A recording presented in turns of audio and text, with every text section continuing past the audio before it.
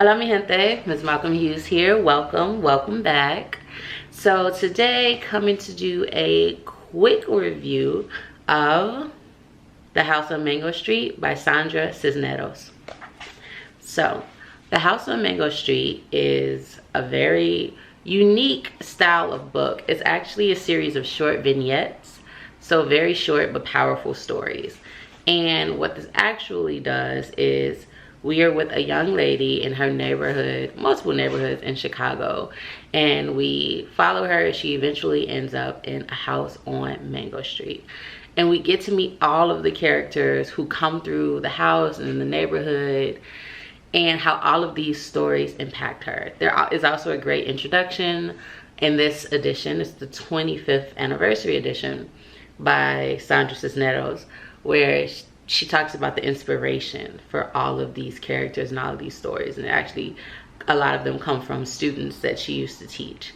And she wrote about them as a way of kind of honoring or acknowledging their stories and what they had all gone through. So that I think is very beautiful in that way, because oftentimes the people we meet do stay with us, right, for longer than our time together. So love that. Love these short stories. So many different characters. At first, when you're first getting into it, you're kind of like, okay, where are we going? But for me, I was immediately drawn. This takes place in Chicago. You all know I grew up in Chicago. And just some of the street names, as soon as I opened it, it was just like, I know these streets. I know these neighborhoods. And I just thought that that was just something that made me want to read it. It made me think of home, and sometimes I think that you need that, right? So even just the first one, it's like, we didn't always live on Mango Street. Before that, we lived on Loomis on the 3rd floor, and before that, we lived on Keeler, and before Keeler, it was Paulina, and before that, I can't remember. All of those streets, though, it's like, that's my neighborhood. I know those blocks.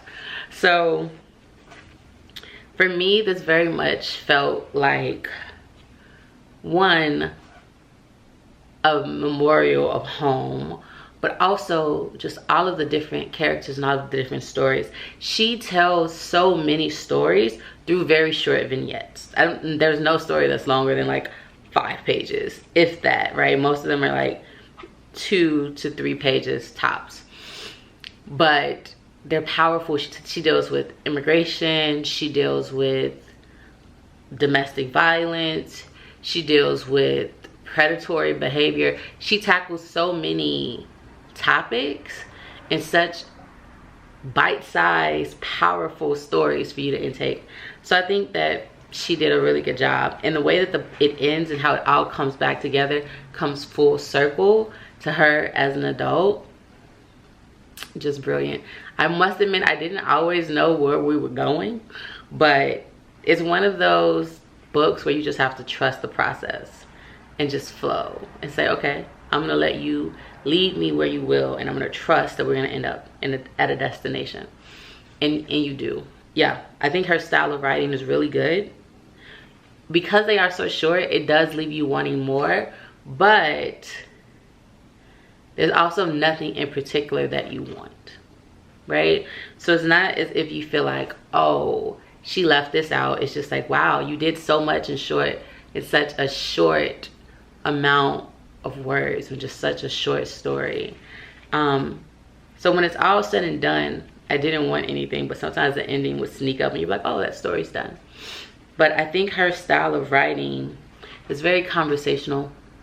It comes across as very, very casual, but also I think that's the beauty of it, because we are getting so many different tales about different characters. It's like you're in communication with a friend, right? There's a tempo, there's a rhythm to it.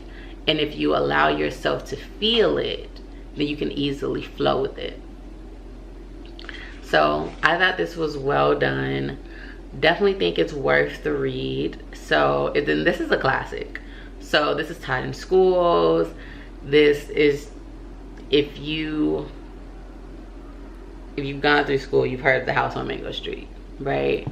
So very, very popular, and justifiably popular, right? It's not unwarranted, it's not undeserved. So The House on Mango Street is definitely a book that I recommend you check out when you have time. So yeah, that's what I have to say. This is one of my October reads in honor of Latino Heritage Month or Hispanic Heritage Month. Yeah, very good weekend read. If you have a weekend and you want something that has depth but it's not so heavy, right? It's still light and is a quick read. I think this is perfect for that. So absolutely check out The House on Mango Street by Sandra Cisneros. More book reviews to come. I hope that everyone is staying safe and being well. And as always, I'm MsMalcolmHughes, one who believes that books are sometimes better than people. And until next time, remember to give time, to treat people kind, and to have the best day of your life on purpose. Odabo. Adios.